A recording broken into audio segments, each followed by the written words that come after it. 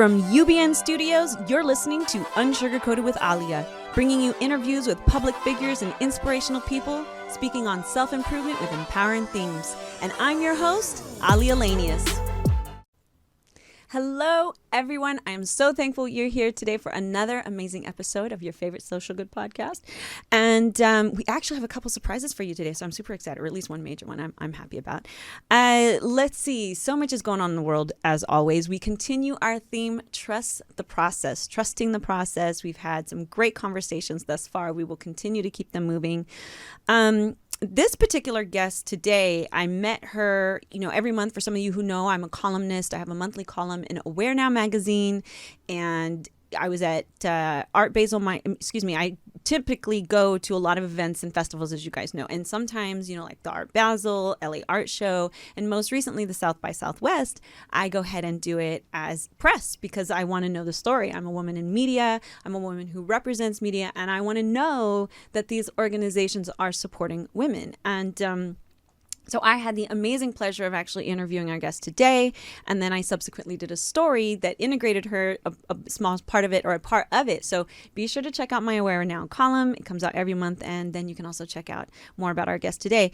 But let me move to our special little surprise. So for those of you who know, Unsugarcoated Media is a 501c3 media production company. We produce events.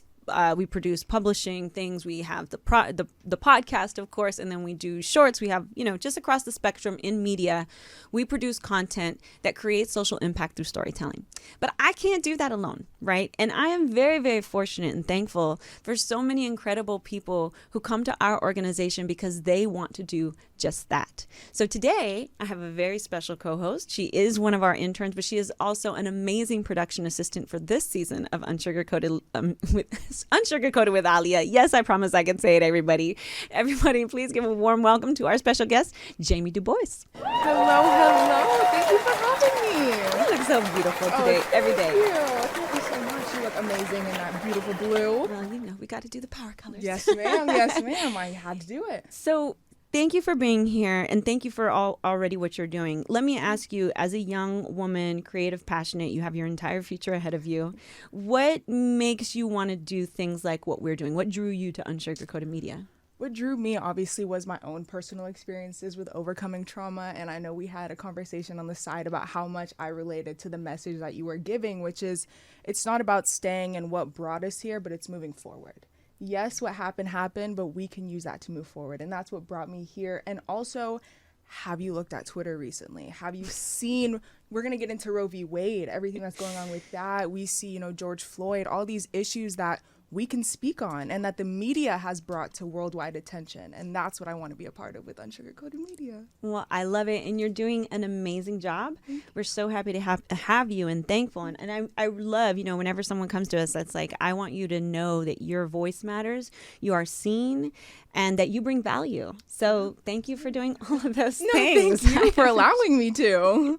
I love it. Okay, guys. Well, with that, we're actually going to go. I cannot wait to get our guest on, another incredible woman. And so without further ado, let's bring her on. Kim Macharia, Executive Director of Space Prize, began her career in the space industry, managing community relations for startups. She's worked on a range of projects, including space situational awareness and private space flight. Kim has represented multiple companies at international events, including the UN World Space Forum. She is focused on a concerted effort to advocate for marginalized communities and create pathways for non-traditional actors to engage in the growing space economy. Passionate about diversifying and democratizing the space industry, she advocates for the development of the space economy through her role as the chair of the Space Frontier Foundation. Since taking on this position, she has launched ambitious initiatives centered around climate change, diversity and inclusion, and STEM. I love that she is breaking stereotypes, and here to discuss the process for her and how she's inspiring so many, please welcome Kim Macharia. Hi there. Thank you for having me. So good to see you again. Thank you for being with us. You're zooming in, so let our audience know where you're talking to us today from. I'm calling in from Brooklyn, New York. New York is in the house. We love New York. Yep. Yes. I was just on the call this morning with my sister. I'll be there in August with my kids. So looking forward to it. How nice. Yeah. So, but you didn't start in New York, right? No. No. Tell our audience, because I think it is fascinating, how you actually ended up in New York. Because it kind of Yeah, ties into your journey with the space industry, correct? absolutely. Yeah, I was born in Boston, raised in Atlanta, took a bit of a break before I went to college, and I went to Bolivia for about a year to work at a children's home. And I went to college in Memphis, Tennessee, which is where I was right before I came over to New York. Wow. Well, um, I met you at South by Southwest. I think we have a Hmm. picture of that. You were speaking on a panel. I think that it was a beautiful thing that I found you because it was centered around the film Hidden Gems, which is a movie that showed how Black women specifically have been instrumental in assisting men in conquering the space, world. I think it's interesting, What was that experience like for you? Speaking on that panel was just amazing for me. The panel, we ended up calling it Hidden No More because back in the day where, referencing the film Hidden Figures, the women who were featured in that film clearly had a hard time getting the recognition and respect what they deserved. But now we're get to live in a time where Black women are not just making all of these contributions, but they're getting again that recognition that they truly deserve. So I got to speak alongside some pretty incredible, influential women in the space industry. A few of my personal idols, including folks like Dr. Cyan Proctor, who is the fifth Black woman to go to space. Camila Lane, who she is a director at NASA. She focuses on commercialization at low Earth orbit. And then I also got to speak alongside Lauren Lyons, who she is just a rock star. She's co-hosted SpaceX launches. She's been an executive at Blue Origin, Firefly Aerospace, all of these big, wonderful launch companies. And so getting to kind of pick their brain on stage as a moderator for this panel, that was just an absolute treat for me. What started you in this journey specifically? I mean, let's just be real. I mean, Yeah, Jamie, what was your thoughts when I said we've got Yeah, I was gonna ask, like, this is such a white male dominated industry, and I feel like just putting myself in your shoes as a Black woman, I would feel intimidated, especially a woman in STEM, and then especially a Black woman in STEM. So please, I want to know what interests you and also what motivated you. Yeah, my story is slightly unconventional, some would say. When I was back in Memphis, Tennessee, I had a screenwriting fellowship at my college, and I would get funding every semester to do ethnographic research on American values. And I remember my last script was inspired by this space camp jacket I got from a thrift store, and I ended up writing this musical comedy about two women competing for a free trip to space. And it was when I was writing that script that I came to discover through my research process just how difficult it can be for women and minorities and really people from non-space faring nations to get into the space industry. The two main characters of the script had immigrant backgrounds. And so I dedicated my senior thesis as a philosophy student to writing about how to actually fix this problem, about how to democratize the space industry. And being the young, naive person that I was, I felt kind of bold enough to try and go out there and do it, even though I knew just about no one and very little about the space industry at the time. I volunteered at a space conference the summer after I graduated, and I got my first job after holding a door open for this very kind gentleman that ended up being my first boss. Oh my gosh, that is amazing. First of all, your screenplay, I need to read it because that just seems like such an interesting story, and you have to do something with that. Combining screenplay and space is amazing, and especially with what you're doing with it now. Right. Well, it's interesting to me because when we think about space, right, we think Elon, we think Jeff Bezos, we think Richard Branson. But I think you're right. It's about time that we have female representation. And it's interesting because it's great that we have the film Hidden Gems, to your point.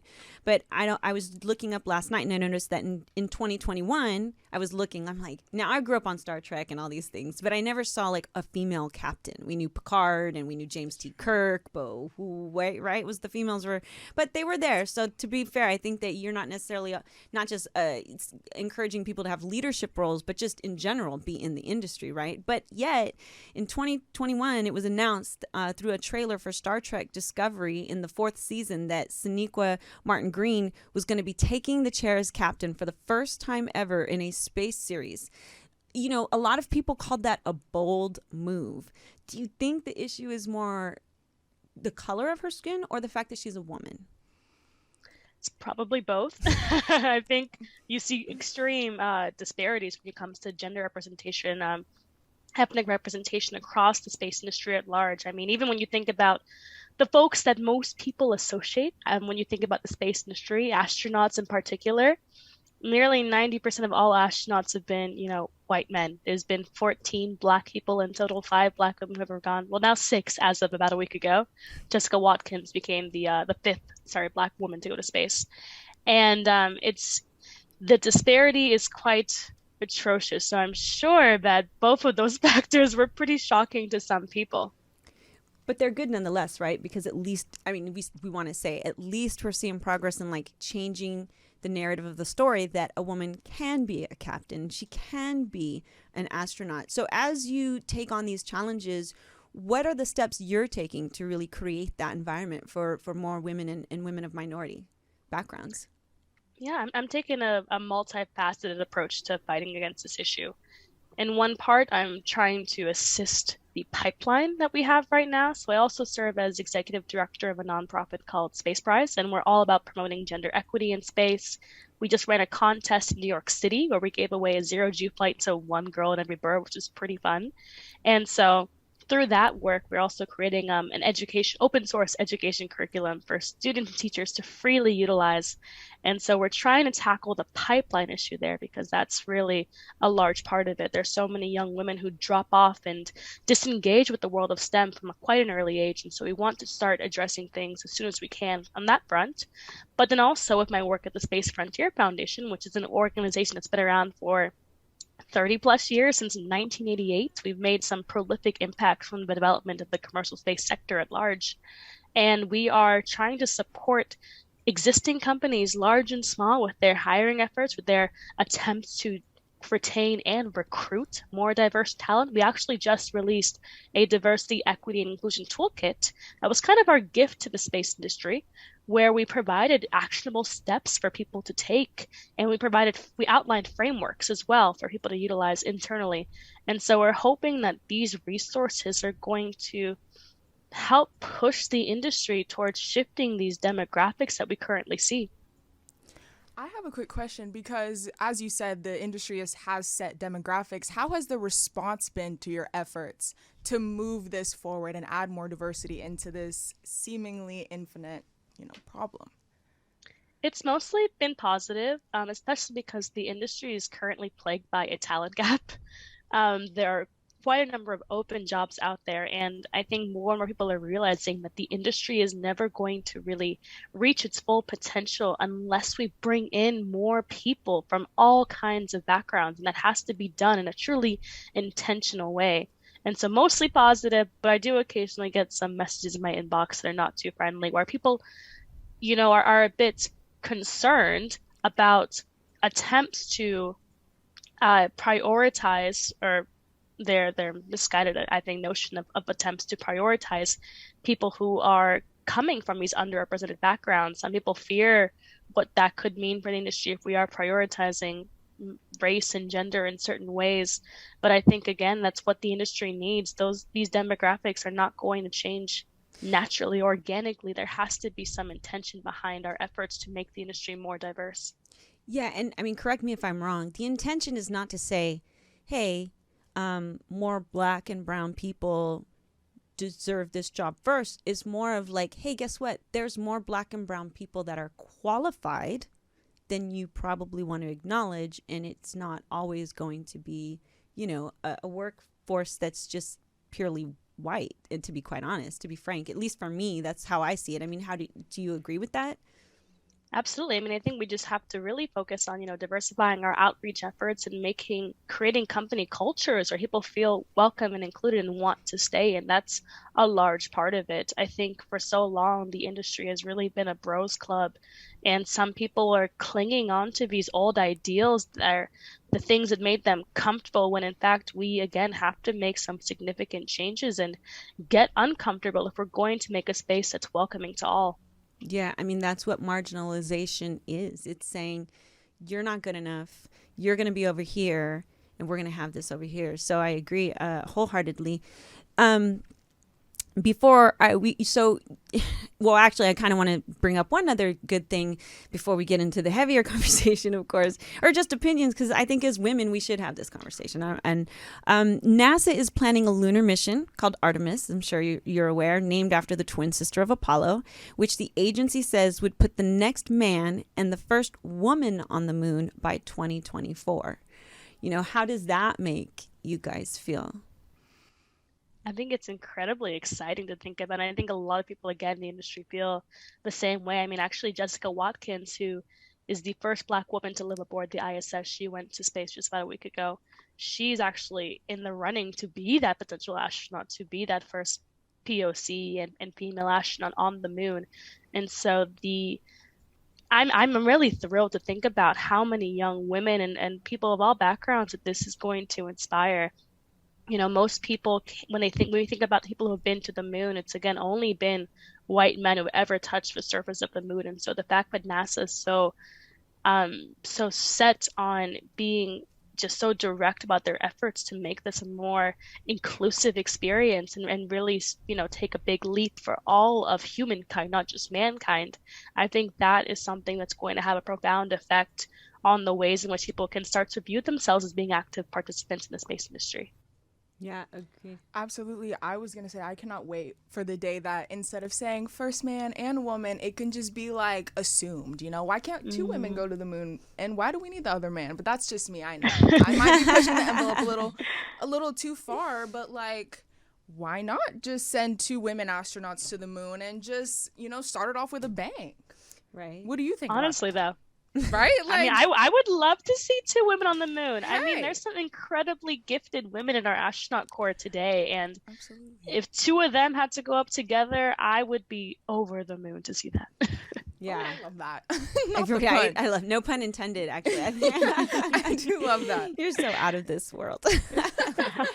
Let me ask, would you go to the moon, Kim? What about you? Oh, I mean, if I was to choose like Mars or the moon, I would definitely do the moon. You can come back home from the moon. It's more of a vacation than it is a lifestyle change in that sense. Right. But I think one day, who knows, especially as the price of traveling to space continues to go down. It's going to go down significantly over the next 20 years or so. Who knows? I might just have to make my way up there at some point. At some point, right? And that's interesting. I have to say, like, I don't get up every day and say I want to go live on a foreign planet where no one else is there, and but there are, like you said, that one-way ticket. There are people who are signing up and preparing to live life on another planet, which is wild to me. I mean, I get the appeal of wanting to leave, for sure. Wait, last Starbucks. While we are on the topic of climate change, I know that you are talking about it. We're experiencing it, Yes. It seems that, and please correct me if I'm wrong, that we're at a point where it's like, if we don't make changes fast, we might not have a planet to save very soon. And we might have to put people on other planets to, save human life. And I don't know if... Save humanity, Yeah. I don't know if any of that is relatively true to what you are studying, but what do you think about that? Well, and before you do, though, Kim, I want to throw on there, because space itself also provides all the data to actually assess climate change, correct? Or quite a bit of it, I should say. A lot of it. It comes from space analogy of locations and things like that. So we get a lot of that data from those places, correct? Oh, absolutely. Space innovations and insights account for like nearly 90% of what we know when it comes to the impacts of climate change. And so many people, unfortunately, are unaware of that. And I think that leads people to discredit the value of space as a whole, the industry, because they're so used to just seeing, the billionaire space race and such, but they have no idea how many ways in which this industry is benefiting and enhances our daily existence. But to your point, Jamie, people are definitely, and many of my friends and colleagues view what's happening right now in regards to humanity's expansion into the cosmos as, us preparing ourselves for humanity's multi-planetary future. For the next 15 to 20 years, there will likely be people living on the moon, potentially on Mars, and that gives us avenues by which we can use to further protect ourselves in lots of ways. Right. The new world. We have such a interesting human nature to go explore and to go out there. And I almost feel like we've been casting that vision, right? Because as I mentioned earlier, I grew up on Star Trek, which was filmed in the 60s. And the whole, I'm on this planet and planet travel and things like that. We've been casting it. So to me, it's not a shock that we're chasing it. But to your point, like you said, I don't think that people understand all the ways that technology that is up in our atmosphere is really contributing to us today. I am going to bring now this question into play, because we're talking about us as females having the opportunity to do things. What are your thoughts when you hear that we could potentially, and I'm saying this just because it hasn't been handed down as of this moment in time in recording. We know that it's a likeliness, but I try not to speak as if it's factual yet, because it's not completely 100% fact, but we're looking at the reality very potentially that Roe v. Wade will be overturned, which will mean that on a federal level, the women, and it will be turned over to states, and whoever's in charge of those states would then say, yeah, a woman here has a right to choose or not. How do you feel this impacts your efforts to really create opportunities for women and for women to have access to a career? I mean, if I'm about to go up into space, then obviously my efforts to not become pregnant are going to have to be very, very careful, right? Because if you can't, then goes your opportunity if you do inadvertently conceive or things like that. But just overall in the general topic of the conversation, what was your thoughts when you saw the news come out on this issue? I mean, I definitely thought towards kind of a direction you're hinting at, the impacts this could have on women who are actively working to enhance their lives in the professional sense. I mean, I can think of a number of friends who have had to undergo abortions, and they are so grateful that they had that opportunity or that option, because it allowed them to create the lives they really dreamt of. Not everyone, again, wants to have children at a certain time in their life, when you are pursuing such grand, audacious ambitions and goals. And so providing women with that freedom, that choice, I think it's just essential. It's right. Absolutely essential. So anyways, I feel like, it's been a bit emotional the past day, learning all the ins and outs. What you live in New York, I mean, let's presume this is going to happen for you. How do you see it changing, if it will at all, your messaging? I mean, thankfully, because I live in New York, we are one of the states where I think most people would know that some of our laws surrounding abortion are unlikely to change in the same way as those who are in the South. And as someone who was raised in Atlanta, went to college in Tennessee, I fear the most for my friends and colleagues who are down in those areas. Many industries have suffered because of a lack of engagement from women for a variety of reasons, mostly systemic disenfranchisement. And thinking about how this law could further prohibit women from making the contributions that we as society need from women. We need more women to be in positions of leadership, to be pushing their unique, innovative ideas, and only they can push forward because of their unique perspective as a woman. The fact that we might be missing out on so many ideas, that's what's the most worrisome thing to me to think about, because at the end of the day, it's going to affect all of us, Right. What are your thoughts? I was thinking, and also, in the case of where for the child, maybe their quality of life would be severely diminished if they were to be born. And I know from personal experience, I had a family member who her child would have been born with a genetic disorder that would have completely diminished her quality of life. And unfortunately, my aunt had to make the decision to get rid of the child, but not because she wanted to, but for the benefit of the child. Mm. And I feel like a lot of the times the argument around abortion is because the right of the child, but what about the quality of life of the child? Sure. Yeah, no, absolutely. And, when we talked about hidden gems, even the movie set 50, years ago, or how many ever decades ago, and what women had to go through then. And what I feel what we're fighting with this, and just kind of bringing it back to more what we're doing, I feel that what we're fighting when we talk about gender bias is the assumptions of what women want to and can do with their life, right? Yeah. And ultimately, to your point, I mean, a lot of people, I think that a lot of amazing, in the past, prior to Roe v. Wade, a lot of amazing, wonderful women who could have done so much more, unfortunately did not have that option. And so if we're trying to go back in time, and somebody else also said to us, a very wise and good friend said, well, then what's next? What's next? Right. You know, if you're going after women's rights, then what other things are we really trying to go back to 1950 and stick everyone back in their closets and everyone take back? I hope not, because we've made progress, right, Kim? I mean, and that progress keeps you inspired, right? So on a dark day, how do we keep moving forward, fighting these challenges? For you, on a dark day when you see this, what keeps you inspired? It's the young women that I get the pleasure of working with and supporting and mentoring. That's what constantly keeps me inspired. I mean, from my darker moments, thinking about the fact that I've survived those moments and that I've been able to have the even just small impact I've had thus far on some young women, that's what keeps me going. I think it's so important to recognize the impact of each of our contributions to society. I think that's should be a great source of inspiration for everyone. Right, absolutely. And so over the season, we've been talking our Trust the Process theme. You know, you're this young woman, you take on this amazing goal and efforts.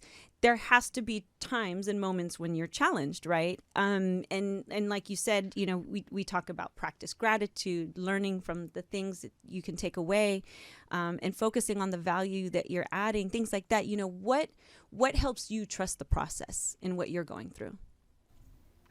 I think it's the little milestones that I've come across as on part of my journey. I think that there have been some really fantastic opportunities that have fallen into my lap thus far. And so with each of those opportunities comes a little bit of a boost of confidence in the direction I'm taking with my personal journey. And so I think that's been really major, and allowing myself to be grateful for those moments and to surround myself with people who also champion me in those times, and I do the same for them. The community aspect of things is incredibly major, especially when you are working in an industry that is predominantly white and male. I have a question. What piece of advice would you give to any minority woman, Black woman, just stepping into a white-dominated industry with confidence and with poise and be successful as you are?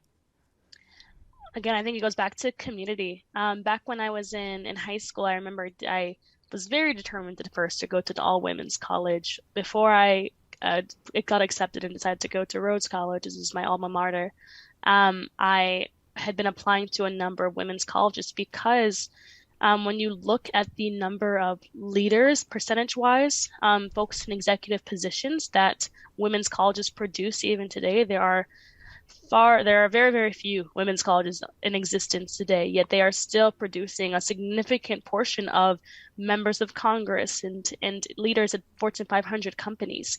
And that is in large part due to the community that's cultivated within these colleges. Women who go to these schools don't have to, per se, worry about the concerns that come from being a minority or being part of this underrepresented population. They are truly equal in their environment, and having that mentality, I think, teaches you how to operate in all kinds of environments. Where you get so accustomed to feeling respected and having your opinions feel valued because they are, then regardless of whatever other environments you enter, you're able to carry yourself in a similar manner. And so I find it really beneficial for me to surround myself with folks who look like me, who come from similar backgrounds to myself, because that better allows me to bring my full authentic self to environments where I actually am the minority. And that is the most important part, being authentically yourself in every situation and not feeling like you have to change who you are at your core to fit into whatever stereotype that they believe you should be in the space industry or as a woman. Yeah, and I love that you've developed that belief system, right? Because there's a lot of people that will walk into a room and feel like in their head, right? We just had another, we've talked about that also over the season, is that inner imposter syndrome. I don't belong here. Nobody's going to want to hear it, right? So there's a question and you have something really good to say, but something makes you say, I'm not going to speak. You seem like you've overcome those things and you don't walk into a room with that mindset. So, I love that you said your community is who inspires you outside of your community. I mean, who is a person you aspire to be like, actually, more specifically? Some of my favorite folks, specifically in the space industry, are members of this lab called the Space Enabled Lab at MIT. There's a number of women who have leadership positions there, and they are all working in different ways to make the industry more accessible to all kinds of people, and to make it not just accessible but also sustainable. I think that's something that's really important to the space industry, specifically because the industry is so young compared to a number of other more established sectors. And the beauty of that is that it's malleable, and it's at a place where people who come in who are, young leaders like myself are able to make an impact in a way which would be much more difficult in more established legacy industries. And these women in particular are doing some phenomenal work to set the foundation for what the future of not just the space industry, but the space economy and the future of humanity's presence in the cosmos, what that could look like. They're working to ensure that equity is at the foundation of the world that we're building. And so I look up and admire them so much. Yeah. That's amazing. What makes you, I know in your bio even, it's like you're excited about your position to make access to the space industry more equitable. I mean, what really excites you about that? The space industry is a really exciting place to be. I mean, 2021 was probably one of the most, if not the most exciting year for the commercial space sector in history. And there's just countless opportunity out there. And right now, the industry is worth upwards of around $450 billion or so. It's going to be $1 trillion industry by 2040. And as the industry continues to grow and expand, I'm excited to think about how many women, folks from emerging countries in the industry begin to take positions of leadership and begin to gain recognition for the contributions that they will be making to this field. I just love working in an industry that's so open and full of possibility. That's really a great privilege for me to be able to work in the industry because of that. And I'll also add, I think the space industry, it really does touch countless aspects of our lives, more than most people realize when it comes down to the impact of satellites and our ability to use GPS, other apps like Uber and Tinder and things like that. There's just countless applications to the space industry. And so by engaging in the world of space, you get to touch so many people around the world. It's truly a global collaborative field. And again, it's really just a privilege for me to get to make a small contribution towards it right now. And I just have to ask, you said we don't understand, and I will say we, as myself included, everything that the space industry does for us in our daily lives, because I'm sure a lot of the viewers can attest to this, that when I think of the space industry, I think of the moon landing and I think of like the satellites, like you said, with the GPS, but truly, like, can we discuss more about all aspects of the space industry that affects us and how we can get more involved? Because you said that this industry is going to be $1 trillion industry by 2040, and I just want to touch on that and how we can get involved. Right. No, when you say the satellites and the GPS, it makes me laugh because I think of the older days when I had like, sorry guys, of course we know I'm over here. I'm having cough issues today, but I'm good. Okay, I took my COVID test. I'm like, no COVID, we're good. It's funny that we're still making that joke, but anyway. Let's talk about that later. Excuse me. Sorry, audience. When I had the old system, like, as technology progresses and gets more accurate and better, but remember, like, the first, and you're like recalculating, you'd be like recalculating forever. And like when you get to the point where your phone is just like, yeah, on it, I'm like, wow, the technology is getting better. So yeah, sorry, go ahead. No, it's crazy because I actually took like an advertising class, and I didn't realize that the satellites took your location and like was actively just sending it to like companies in your area to say, oh, you're in this spot, go get food here. And I never connected the two, that it has to do with the satellites in space. And that's obviously a part of the space industry. And it's honestly just incredible to see how much it's growing and intertwining with our daily lives, as you said. Yeah, I mean, when you think about too, with that specific example you just mentioned, issues in relation to cybersecurity and geopolitical issues when it comes to protecting data of different countries in regards to war-like situations. Um, there's a ton of information out there, but I think people are unaware of, and I think there's some real dangers come up when you think about space policy. Space policy is something that people really do not pay attention to, but when you think about the fact that we are leveraging space-based data to track people on this planet, that directly is tied into satellites and a lot of regulation surrounding how people are able to utilize this data does in fact relate back to the space industry. And so when you think about how we go about protecting ourselves from as individuals from the dangers of this, I think people just need to start paying more attention to it. I think that again, because people aren't paying attention to it, there's a lot of opportunity for people who don't have all of our best interests at heart to write the rules right now. Because again, it's such an open field. The industry is so malleable. People who don't have our best interests can write these rules and put them into effect and impact the future of how we operate as individual beings. And I think that's something that people should be concerned about and start paying attention to before it's too late. Yeah, absolutely. I was going to ask a question with related to extended reality, right? Extended reality, what everyone's calling the metaverse now, but and it's funny because even just the thought of what a lot of people are not aware of, the incremental little places where we've been using it without realizing it. Like somebody said to me, "Are you familiar with deep fake?" And I'm like, "Yeah, of course." But also on top of it, filters, like that's all AI. That's all that AI technology.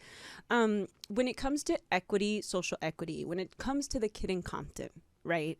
To the kid in Compton who maybe wants to be in a space program, do you feel that certain parts of I know that there's a lot of people who have such apprehensive with virtual reality and what it means to me from an education and an opportunity perspective to learn and have a shot, right? Because not every kid can go to Rhodes and have these experiences. Do you feel that will help create a little bit more equitable circumstances for kids in underserved communities to actually have access to that type of knowledge and experience? Absolutely. I mean, I've used space as a tool for transformation, and there's the specific phenomenon that I think could really benefit humanity as a whole, the overview effect. It's this intense sensation of interconnectedness that astronauts claim to feel when they look at Earth from above. They say it radically changed their perspective of how they view their place in the cosmos. And I think VR and the metaverse and other things that offer these, AI experiences, I think those could have tremendous impacts and really shift what a kid in Compton can view as what's possible for their life. I think some people, there's so many students and adults even who don't get the opportunity to leave their cities, their states, or whatever that may be. And in turn, that makes their perspective of the world and what's possible for them in the world a bit more narrow than it really should be. And I think space offers this tool to really shift that and again make people dream bigger and aim higher. Wow. Yeah, I was going to say, so how do we shift the narrative of the space industry to attract these younger people to work in such an amazing industry? I think it goes back to representation, kind of what we were saying earlier in our conversation. There are a number of folks out there, at least in the industry's workforce, who are starting to get the representation that they deserve. But I think we have to continue to put a spotlight on some of these scientists and astronauts who are doing some groundbreaking work, and I'll give these kids who could look up to them a chance to have something to aspire to. I think so much of it, goes back to representation. Agreed. And it's interesting that you brought up that space feeling when astronauts, because have you ever, I was just talking about this on Sunday, that when I'm in an airplane, I think it's being in airplanes more and more, and I look down and I see things and I'm like, and I watch a lot of Discovery Channel. I'm all about like history, Discovery Channel, Science Channel. I love learning and absorbing, and because in learning about space, I have had that feeling of like, wow, man, we're pretty freaking insignificant. Like, I'm small. I'm an ant. Like, we look down and I'm like, and I like look down from a plane and I look at remember I used to be able to fly over my house and I'd see the house and then I'm like, the ant. So it's interesting that you say that because it's true. There is so much more out there in the world. But I love the idea of working together to make it a positive experience for humanity. And I think that, we have so much going for us. It's exciting. What's next for you? I mean, you're just barely, I mean, not barely, but like you're just started. I say that because, you're under 30. So you've just barely started this journey. God willing, you have, decades more. What's the vision you're casting for yourself, Kim? Well, I would love to have my own space company one day. I think there are some opportunities and some really interesting parts of the market to explore right now. Things that are that would seem probably too bold and audacious 10, 15 years ago are now becoming semi-possible things in the regards to asteroid mining and space-based solar power. There are lots of fun, crazy projects that are actually becoming economically feasible. And so that's one of my long-term goals, is starting to actually leave my nonprofit corner of the space industry and actually move into the true private sector. Incredible. Wow, that's amazing. So basically what I'm hearing is I'm going to see you on the news in about 20 years. I'm going to be able to be like, I know her. She told me she was going to do this. It's going to be the female Elon Musk, right? Yes, I am so excited. Fingers crossed. To hear about it. I've got to ask this question because I feel like as Black women, I'm asking this question to you for the other Black women out there, because do you ever feel, because it's such a predominantly white industry, and then when you step into those, do you feel you have to conform to what their idea of a Black woman is? Or do you balance that with being yourself, and showing up and saying, no, this is who I am? But like, I think that's still positive. Like, this is who I am. I'm badass. I'm amazing. Do you feel you have to conform to make other people accept you? Probably earlier on in my career, definitely. I think I would go to conferences and I'd be like the only Black person in the room sometimes, at certain events or engagements. And even now when I go to major events, there's, we can all, Black women, we can always kind of find each other at these things. We all end up befriending each other. So I think it can be difficult, but now that I feel like I've made enough strides and contributions toward industry, thanks to some really amazing advocates and mentors who have been in my corner since day one, I definitely have let go of that mentality significantly, and I feel a lot more confident entering a room as my full authentic self, because I think that's such a huge value add, is me bringing my perspective and such to the field. There's very, very few people in the industry who look like me, who have positions of leadership, and I'm so grateful for that, for the way my career has panned out so far. And I want to honor that and honor the contributions and the impact Black women who have made in the industry before me, and start to do what they couldn't do, and that is bringing my full self to the workplace as often and as fully as I can. Yeah, that's incredible. That's I love that. important. Do you ever feel like that personally for yourself? Personally, I was gonna make a comment actually and ask you about your hair, because the most comments I will get is about me looking unprofessional and me not looking the part that they want me to look. And I'm sure in the space industry, you're supposed to look a certain part, and I am someone who will show up in sweats, but that doesn't matter because I still have the smarts to back it up. So have you ever been in a situation where someone made a comment about the way you look or acted, and you kind of had to be like, you know what? No, I'm here because I belong here. Ooh, as of lately, no. I really wish somebody would. I think people know better than to do that to me.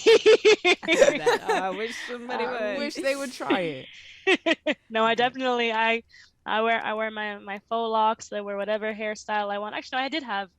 Oh my gosh, yeah, I do remember when I was younger. I had someone make a comment, because I think I had I wore my hair out natural and didn't do a twist down. It was just kind of like a little fro. And I do remember somebody making a comment, and that was really back when I was more so conforming myself. Mm-hmm. And I wish I hadn't, but I definitely changed my hairstyle in regards to that comment. And now when I'm older, I would never do that. So Not what are again. we saying to the people out there that struggle with that and need to open their mind, to the mentors that you meant? So the mentors you mentioned, amazing. We need more of those, right? We're not just talking to minorities and saying, hey, step up there. We're also talking to the people that are blocking the way and saying, move out. But here, what's the reason and how do we get them to be more engaged and supportive to our communities? Do you think? No, that's a great question. I mean, my biggest mentors and advocates have at this point been white men. They've gotten me some incredible opportunities.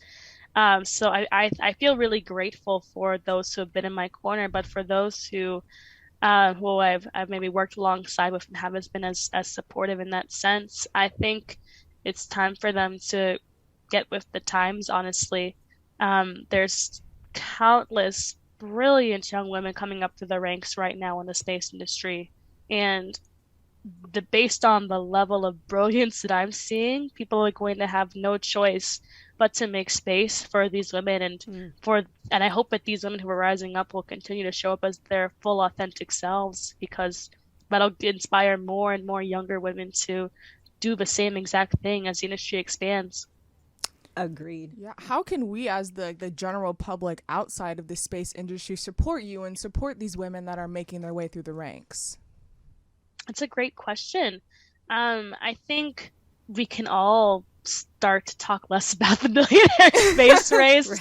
I think that is honestly probably one of the biggest threats to the industry at large, is that false narrative that the industry is being run by these three singular individuals, when so many of the most prolific innovations in the industry have come from folks whose net worths are nowhere close to the size of those gentlemen's. And not only that, again, there are significant contributions being made by women. Like one of the coolest space companies out there, Slingshot Aerospace, that's founded by a woman. There's another company called Aquarian Aerospace that's founded by a woman. There are some incredible women doing fantastic, dope work. And just because they're not billionaires doesn't mean they don't deserve the recognition that those folks are getting. And so I think it's time to start just expanding our horizons and our mindset about what the face of space looks like.